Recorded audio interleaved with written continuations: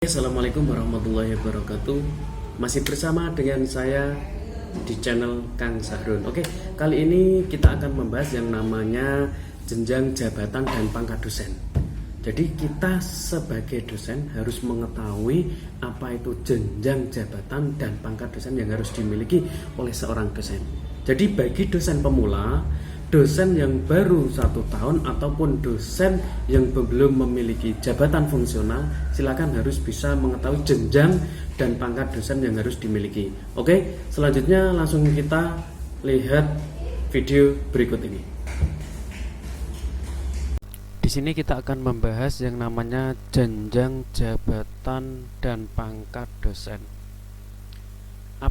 Apa saja sih jenjang jabatan dan pangkat dosen yang harus dimiliki oleh seorang dosen? Tentunya ada berbagai macam jenjang jabatan dan pangkat dosen yang harus dimiliki oleh seorang dosen yang mengajar di perguruan tinggi, ya.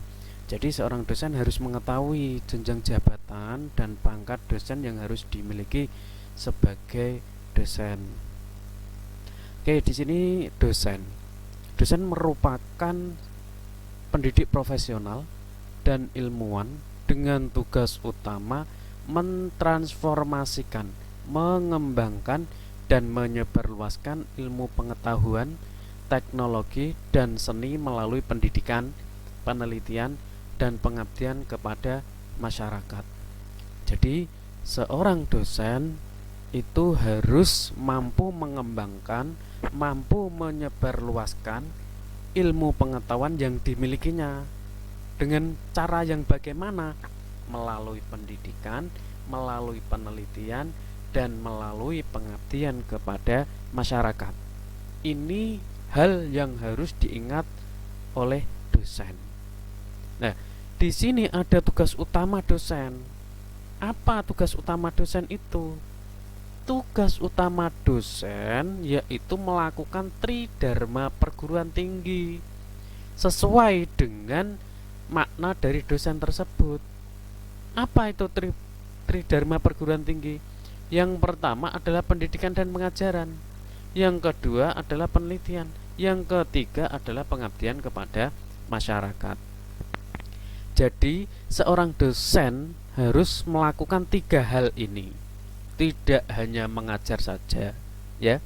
Dosen tanggung jawabnya tidak hanya mengajar saja, melainkan ada tanggung jawab atau tugas utama yaitu penelitian dan pengabdian kepada masyarakat. Ini yang sangat dilalaikan oleh kawan-kawan, ya. Tidak diperhatikan dan tidak menjadi patokan bahwa tugas utama dosen adalah ini, 3 hal ini. Makanya disebut sebagai tridharma perguruan tinggi. Oke ya, jelas ya. Jadi seorang dosen tidak hanya mengajar saja, melainkan harus melakukan yang namanya penelitian dan pengabdian kepada masyarakat. Oke, selanjutnya kita ke skema pengembangan karir dosen.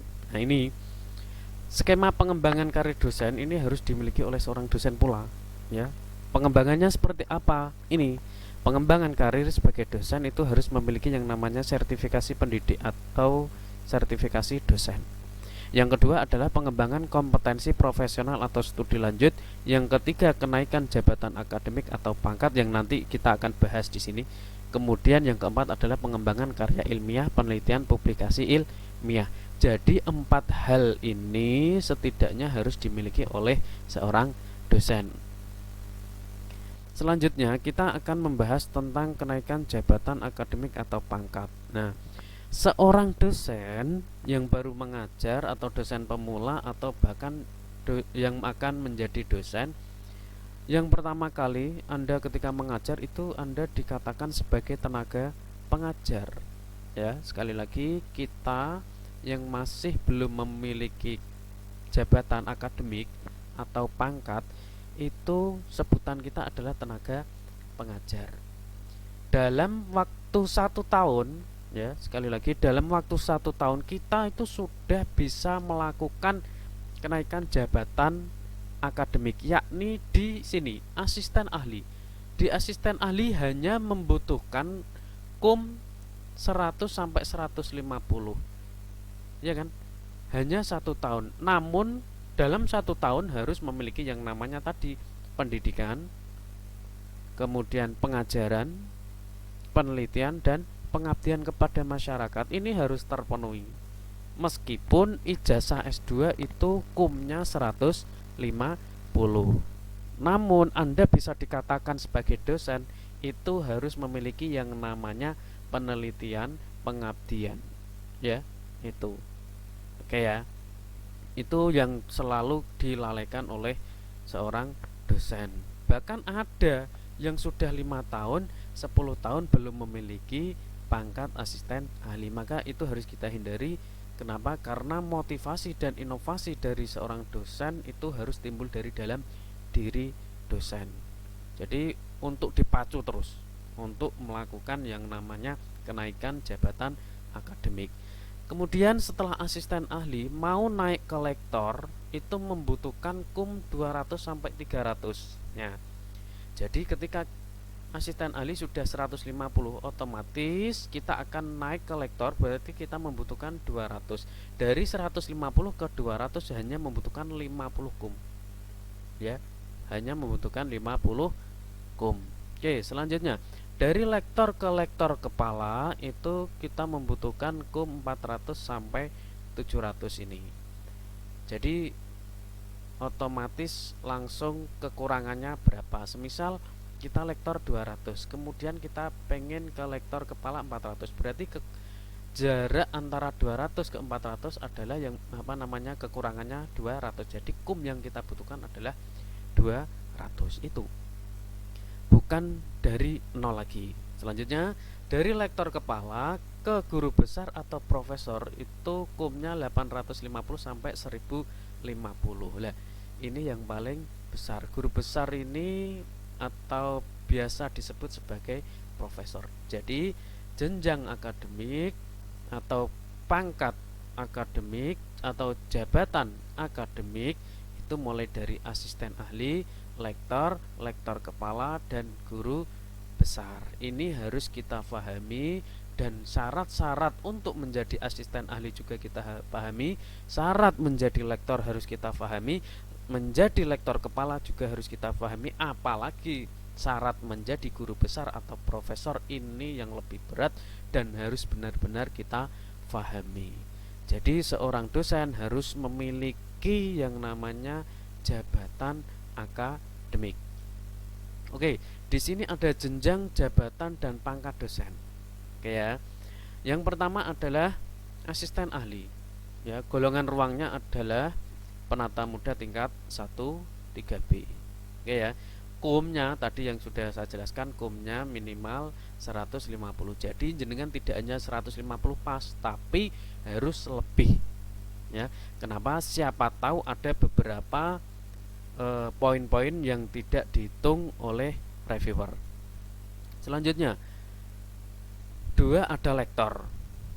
Ya, lektor ini dibagi menjadi 2, ada penata 3C, penata tingkat 1 3D. Untuk penata 3C itu kum yang dibutuhkan minimal adalah 200. Ya, minimal 200. Jadi jangan sampai 200 pas, lebih lah. Ya, 250, 300 enggak masalah. Yang jelas jangan 200 pas, siapa tahu nanti kurang malah tidak bisa jadi lektor. Dan ini juga penata tingkat 1 3D membutuhkan 300, ya. Jenjang kumulatifnya per jenjang ini 50 100. Oke, selanjutnya yang ketiga adalah jabatan akademik. Yang ketiga adalah lektor kepala. Ya, lektor kepala ini kalau pengen langsung ke lektor kepala atau dari lektor ke lektor kepala, paling mudah adalah setidaknya harus memiliki ijazah S3. Itu lebih mudah. Kalau ijazah S2 bisa, tapi lebih sulit. Oke ya. Lektor kepala ini golongan ruangnya ada pembina 4A, kumnya adalah 400. Ya. Semakin meningkat, semakin pula kumnya juga akan meningkat. Bahkan kum yang dibutuhkan juga akan semakin meningkat. Tuh ya. Lektor kepala pembina tingkat 1 4B. yang dibutuhkan adalah 550 minimal itu. Pembina utama muda 4C 700. Nah, ini harus kita tahu semuanya ya. Yang keempat terakhir adalah guru besar atau profesor. Nah, ini tentunya harus S3, tidak mungkin S2, oke ya. Dan di sini ada golongan ruangnya ada dua, pembina utama madya 4D dan pembina utama 4E. Ini kumnya juga sudah dijelaskan. Kalau pembina utama madya 4D itu 850 minimal. Kalau pembina utama 4E itu 1050. Ini kum. Ya, sekali lagi ini minimal nilai kum yang dibutuhkan. Jadi kalau mengajukan jangan pas, tapi harus lebih dari nilai kumulatif yang minimal ini ya. Bisa kalau misal 400 ya 450, 480 itu ya. Itu harus kita pahami. Jadi seorang dosen harus mengetahui ini, jenjang jabatan akademik mulai dari asisten ahli, lektor, lektor kepala, guru besar ataupun profesor. Nah, ini jumlah angka kredit kumulatif unsur utama dan unsur penunjang. Tadi yang pertama adalah asisten ahli. Nah, ini kualifikasinya akademik adalah magister. Kemudian unsur utamanya itu pelaksanaan pendidikan 55%, pelaksanaan penelitian 25%, pelaksanaan pengabdian masyarakat adalah 10%. Unsur penunjangnya 10% pula ya. Coba kita lihat skema di kotak ini. Ini seorang dosen harus memiliki yang namanya pelaksanaan pendidikan, pelaksanaan penelitian dan pengabdian masyarakat serta penunjang. Ini yang harus dilakukan oleh seorang dosen. Oke ya. Jadi tidak hanya mengajar saja, tapi harus melakukan penelitian. Ini dibutuhkan. Pengabdian masyarakat pun juga dibutuhkan. Bahkan unsur penunjang juga dibutuhkan. Ilmu kita bisa manfaat karena kita lakukan ini, pengabdian kepada masyarakat.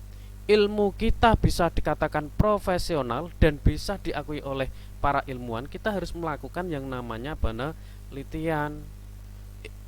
Begitupun juga pelaksanaan pendidikan, keilmuan kita bisa dikatakan baik ketika kita melakukan pendidikan yang ada di universitas. Nah, semuanya itu harus sinkron. Tridharma perguruan tinggi ini harus dilaksanakan. Begitupun juga dengan lektor, lektor kepala sampai dengan profesor.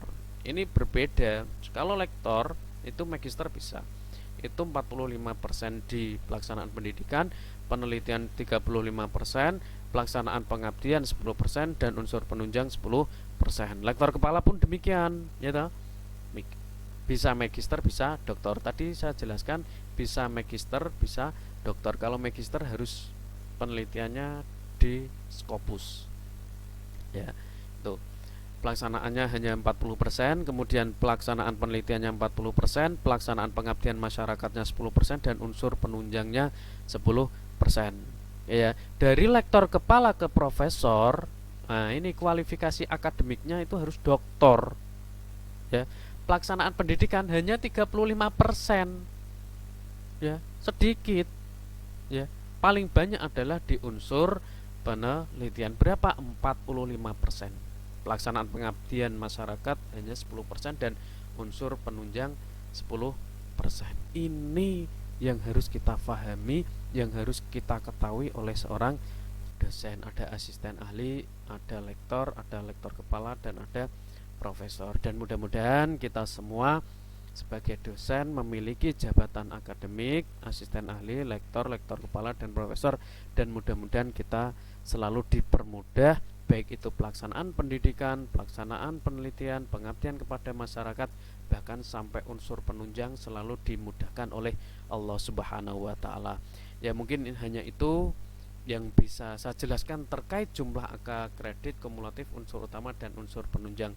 Dan mudah-mudahan sampai ketemu materi berikutnya tentang asisten ahli itu seperti apa, pelaksanaan pendidikannya yang dilakukan oleh asisten ahli seperti apa, dan pelaksanaan penelitian seperti apa, pengabdian masyarakat juga seperti apa, dan unsur penunjang seperti apa, dan nanti tentunya akan ada beberapa materi terkait cara pengisian di dupaknya. Cukup sekian dari saya. Assalamualaikum warahmatullahi wabarakatuh.